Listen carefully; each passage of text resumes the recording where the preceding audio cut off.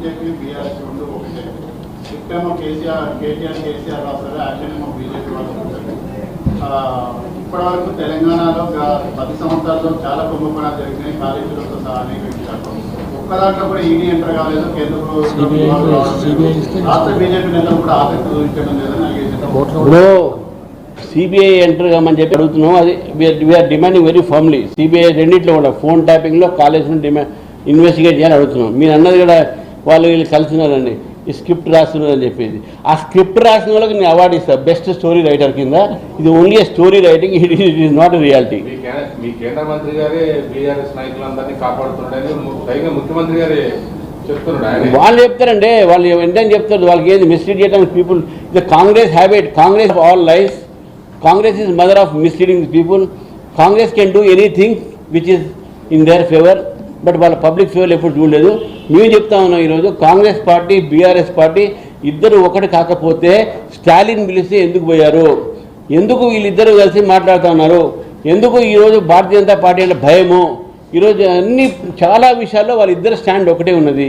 కాబట్టి దాని మీద నేను బోధించుకున్నది is all story, old story which has been only rejected story by the people of Telangana.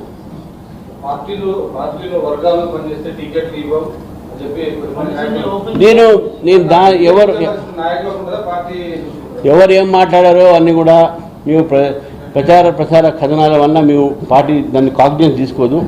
మా డిసిప్లిన్ కమిటీ కానీ మాకు కానీ స్పష్టంగా వస్తే దాని మీద డెఫినెట్గా విచారిస్తాము.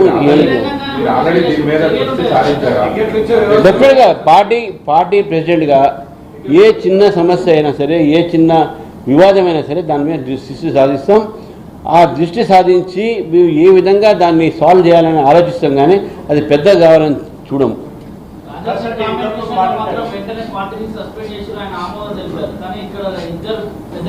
మీరు వెంటనే అంటున్నారు, చాలామంది ఇంత లేట్ అయింది అంటున్నారు.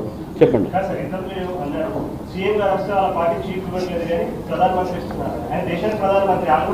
అదే అంతే అండి, అందుకని అంటున్నాను కదా.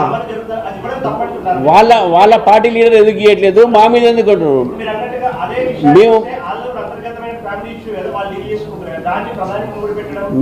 మేమేమంటున్నాం, వాళ్ళన్న మాటని అంటున్నాం. వాళ్ళు మా మీద ఏమంటున్నారు, మీ ఇన్నిసార్లు పోయినా ఇన్నిసార్లు కలిసినావు, మా రాహుల్ గాంధీ గారు ఇయ్యలే కానీ మీరు ఇచ్చారు, కానీ మా పనులు జరగట్లే అన్న మాటకు నేను చెప్తున్నాను. ఈ మాట మేము చెప్తున్నాం కదా ఏమేమి ఇచ్చామని చెప్పి. ఇన్నిసార్లు కలిశారు కదా, మీరు లెక్క చెప్తాం. Let them come for debate. మీ ముందే ఇక్కడే ఢిల్లీలో ఇదే గురిజాడ హాల్లో కూర్చుందాం, మాట్లాడదాం.